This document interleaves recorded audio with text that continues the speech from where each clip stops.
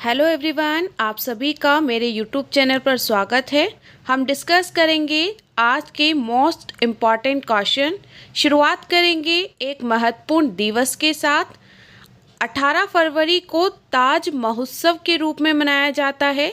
हर साल 18 फरवरी को आगरा में ताज महोत्सव मनाया जाता है, जो कि देश की समृद्धि और सांस्कृतिक विरासत को दर्शाता है। आप सभी जानते हैं कि सभी विश्व के 7 अजूबों में भारत का ताजमहल भी शामिल है। डिस्कस करते हैं क्वेश्चंस को। क्वेश्चन नंबर फर्स्ट है, निम्न में से कौन प्लास्टिक वेस्ट न्यूट्रल वाली पहली भारतीय कंपनी बन गई है? इसके ऑप्शन है A Dabur India, B Hindustan Unilever, C Aditya Birla समूह, D Hindustan petroleum.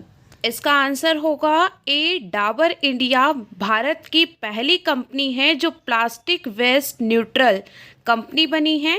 Plastic waste neutral का अर्थ होता है कि यह कंपनी जितना प्लास्टिक उत्पादन करेगी उतना ही प्लास्टिक पुनः चक्रित करके उसे पुनः उपयोग में लाएगी। तो पहली कंपनी कौन बन गई है? तो डाबर। क्वेश्चन नंबर 2 है, महाराष्ट्र सरकार ने कैंसर की रोकथाम के लिए किस योजना की शुरुआत की है? इसके ऑप्शन है ए मेल एक्सप्रेस, बी हिम्मत एक्सप्रेस, सी होप एक्सप्रेस या डी नमन एक्सप्रेस। जानते हैं इस योजना के बारे में डिटेल से। महाराष्ट्र के स्वास्थ्य मंत्री राजेश टोपे ने घोषणा की है कि राज्य में कैंसर की रोकथाम के लिए होप एक्सप्रेस शुरू की जाएगी। यह भारत की पहली ऐसी मशीन होगी। वह कोल्हापुर के एक निजी अस्पताल में अत्याधुनिक मोजेक 3D विकिरण मशीन के शुभारंभ के दौरान उन्होंने यह घोषणा की है। नेक्स्ट क्वेश्चन नंबर 3 है, सुप्रीम कोर्ट ने हरियाणा में स्थानिक उम्मीदवारों के लिए प्राइवेट सेक्टर की नौकरियों में कितने प्रतिशत आरक्षण प्रदान करने पर हरियाणा सरकार के कानून पर रोक लगाने वाले पंजाब और हरियाणा हाईकोर्ट के आदेश को रद्द कर दिया है? इसके ऑप्शन है ए 55%, बी 75%, सी 85% या डी 45%। इसका आंसर होगा बी 75%। हाल ही में मैंने डिस्कस भी किया था कि हरियाणा सरकार ने 75% नौकरियां जो हैं वो वहां के स्थानीय नागरिकों के लिए आरक्षित कर दी हैं।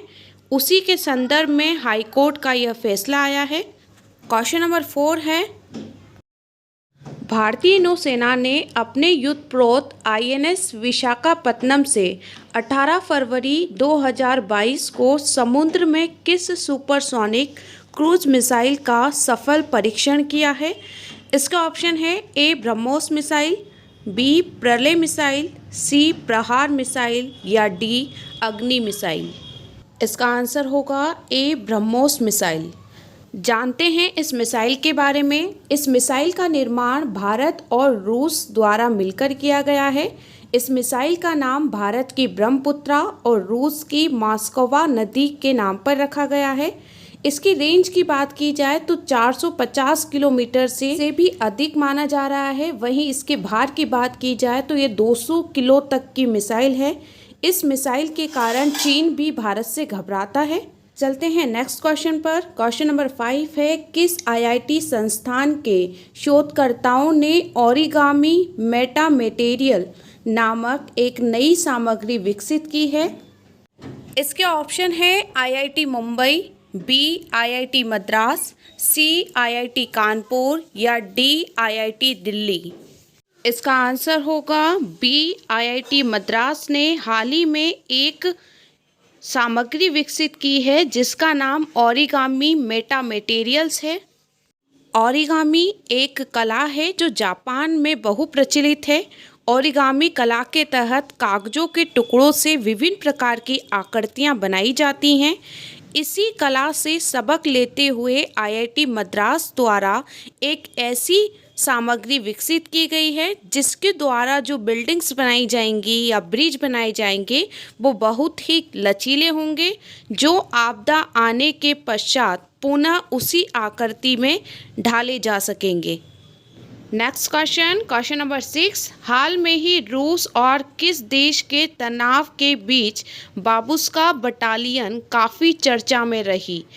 इसके ऑप्शन हैं ए चीन, बी जापान, सी यूक्रेन या डी नेपाल। इसका आंसर होगा सी यूक्रेन। हाल ही में रशिया और यूक्रेन के बीच विवाद बढ़ता ही जा रहा है। बता दें कि रशिया ने यूक्रेन का जो क्रीमिया वाला हिस्सा है वो 2008 में हथिया लिया था, जिसके कारण रशिया को G7 से बाहर निकाल दिया गया था। पहले इस संगठन का नाम G8 था, लेकिन रूस को बाहर निकाल देने के बाद यह संगठन G7 के नाम से प्रसिद्ध हुआ। जानते हैं G7 के बारे में, तो इसमें कौन कौन सी कंट्री शामिल हैं? तो Canada, France, Germany, Italy, Japan, United kingdom और USA G7 में शामिल हैं। इस संगठन की स्थापना 1975 में की गई थी। नेक्स्ट क्वेश्चन, क्वेश्चन नंबर 7 है, किस विश्वविद्यालय के शोधकर्ताओं ने एक ऐसा अणु विकसित किया है जो कोरोना वायरस स्पाइक प्रोटीन को निष्क्रिय कर सकता है? इसके ऑप्शन है ए हेलसिंकी विश्वविद्यालय, बी दिल्ली विश्वविद्यालय, सी स्टैनफोर्ड विश्वविद्यालय या डी हार्वर्ड विश्वविद्यालय।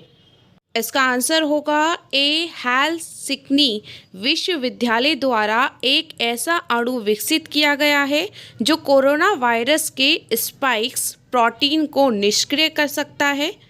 नेक्स्ट क्वेश्चन, क्वेश्चन नंबर 8 है, शैलेंद्र शमशेर राणा किस देश के वर्तमान न्यायाधीश हैं? इसके ऑप्शन है ए भारत, बी चीन, सी भूटान, डी नेपाल। इसका आंसर होगा डी नेपाल। हाल ही में यह शख्स सुर्खियों में रहे हैं क्योंकि इनके ऊपर महाभियोग की प्रक्रिया चलाई जा रही है।